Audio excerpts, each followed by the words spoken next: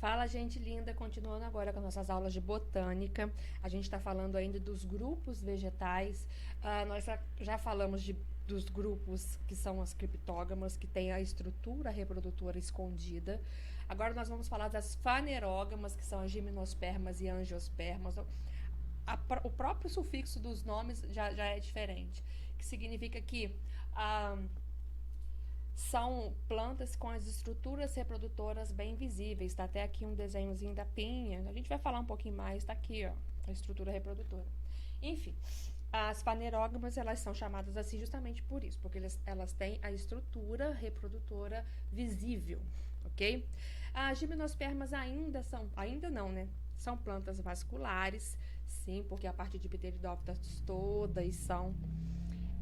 A principal característica evolutiva adquirida é a formação da semente. Porém, essas sementes ainda são nuas, tanto que gimnos significa nua, esperma, semente, tá? Tanto que angiospermas e gimnospermas também são chamadas de espermatófitas, tá?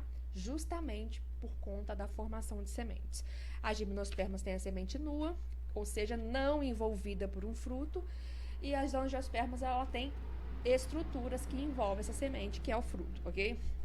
Então, um dos ganhos evolutivos é a formação da semente. Aliás, um ganho evolutivo imenso, tá? Possuem raiz, caule, folhas e estróbilos como órgãos, tá? Da planta. Os estróbilos são as estruturas reprodutoras das gimnospermas, tá? E as gimnospermas, elas marcam definitivamente a conquista do ambiente terrestre. E a gente vai entender o porquê, principalmente no ciclo reprodutivo. Porque, além da formação das sementes, o que permite que o embrião fique em dormência por algum tempo, a gente podendo fazer a dispersão dessa semente, colonizando um ambiente maior, nós temos, as gimnospermas têm o quê? A produção do pólen. Então, o esporo masculino é caracterizado pelo pólen, entendeu? O pólen é quem é levado, é o pólen que abriga o gameta masculino. E esse pólen, ele é levado, ele é transportado pelo vento, porque os grãos de pólen das gimnospermas, eles são alados. Às vezes vocês vão encontrar assim, ó, uma bolinha, parece até um olhinho com duas orelhinhas. Só que não são orelhinhas, tá, gente? São estruturas aladas que são levadas pelo vento, cujo nome é anemofilia, que é a dispersão polínica pelo vento, ok?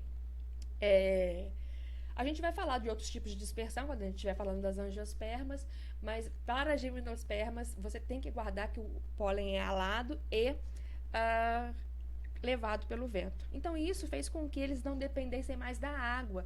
Por quê? Lá nas briófitas e pteridófitas, elas precisavam da água para o gameta masculino, que era flagelado, chegar ao gameta feminino, tá? Lá eles precisavam da água para isso. Aqui não depende mais da água. Opa, conquista definitiva do ambiente terrestre, ok? A fase de vida mais duradoura é o esporófito, que não vai mudar, e todo o embrião protegido pela semente. E isso também é importante por conta da uma conquista de um ambiente maior, uma conquista ambiental maior, tá? Porque além da possibilidade da anemofilia, que é a dispersão do pólen, nós temos também a dispersão da semente, o que possibilita uma maior conquista do ambiente, uma maior conquista territorial, porque a semente pode ser levada de um lado para o outro, justamente porque a semente, ela é uma estrutura que abriga o embrião com estruturas nutritivas, né, com nutrição necessária para aquele embrião, ok? Aqui eu botei o exemplozinho da pinha, que também pode ser chamado de cone, que é o estróbilo. Então, são 3 nomes que vocês podem encontrar. Cones, pinhas e estróbilos são a mesma coisa, que são as estruturas reprodutivas das gimnospermas, tá? Bom, botei aqui dois exemplos. Pinheiro e sequoia são exemplos de gimnospermas. O pinheiro, a gente costuma... Fala-se muito sobre eles, tá? Tanto que o próprio estróbilo tem um nome, né, um nome vulgar de pinha. As sequoias podem ser temas de questões, sim, porque são árvores milenares e árvores enormes, tá? São a maior árvore do mundo, ela é uma gimnosperma, é uma sequoia, tá? No exterior tem aquele parque das sequoias, onde aquelas árvores são enormes. Olha aqui o tamanho de um homem na base de uma sequoia, que é uma gimnosperma, ok? Os estróbilos, já falei, são as estruturas reprodutoras das gimnospermas. Pode ser feminino, que costuma ser mais redondinho, maior, e o masculino, ele costuma ser um pouco mais fino e menor, ok? Bom, o estróbilo feminino produz lá no gametanjo deles, né? Produz a oosfera, ok? E nos estróbilos masculinos são produzidos os grãos de pólen, tá? Pode ver que os grãos de pólen eles ficam todos do lado de fora, facilitando o vento passar e levar tudo, tá? Dentro do estróbilo feminino acontece a fecundação, quando o pólen atinge, né? O pólen atinge a base desse estróbilo feminino, tá? Ele atinge a base do estróbilo feminino e faz a fecundação, encontro dos dois gametas, o zigoto vai se desenvolver, porém protegido pela semente. Por quê? Porque a partir de agora, esses estróbilos femininos, eles têm uma estrutura chamada de óvulo. O óvulo, tá? Ele é diferente dos animais. O óvulo, ele abriga o gameta feminino, que é a oosfera. O gameta feminino dos vegetais é chamado de oosfera, tá?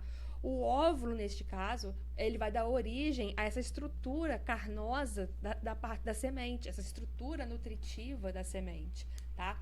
Porque a semente, ela é uma estrutura que protege o embrião. Essa proteção, além de ter a proteção física mesmo, eu tenho a proteção de quê?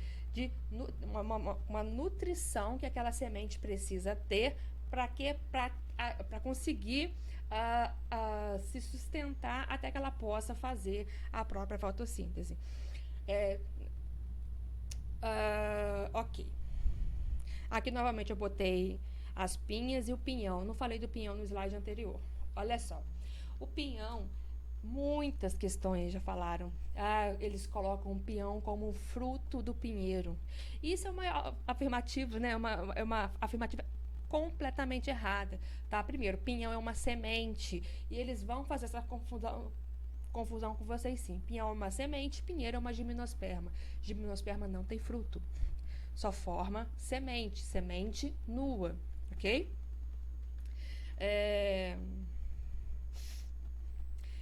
Outra informação importante que pode aparecer toda vez que nós falamos de ciclos reprodutores de angiospermas e de gimnospermas, vocês vão encontrar vários nomezinhos com os prefixos mega e micro, tá? Sendo que o prefixo mega relaciona tudo aquilo ali com a parte feminina, com o estróbilo feminino, tá? E o prefixo micro relaciona tudo ao que é masculino, tá? Então, se eu tiver que falar do esporo feminino de uma gimnosperma, eu vou falar megásporo, mega esporo, ok? A mesma coisa vai acontecer se eu tiver que falar do pólen de uma gimnosperma ou de angiosperma. Eu estou falando de micrósporo.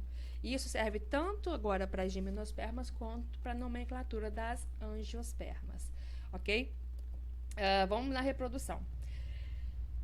Nota o seguinte, aqui elas são plantas heterosporadas, tá? As gimnospermas são heterosporadas, o que significa que eu tenho a formação de estróbilos tá? Femininos e esporos masculinos, tá?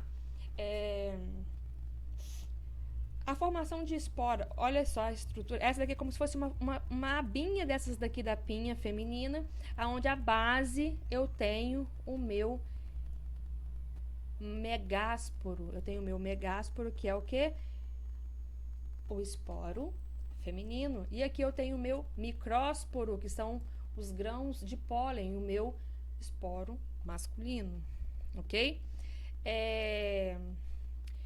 O que acontece aqui? O grão de pólen, quando ele é levado pelo vento, ou até por alguns animais, mas vocês coloquem isso na cabeça de vocês que a maior parte da dispersão de pólen, a grande parte da dispersão de pólen de uma gimnosperma é anemofilia, é pelo vento, ok?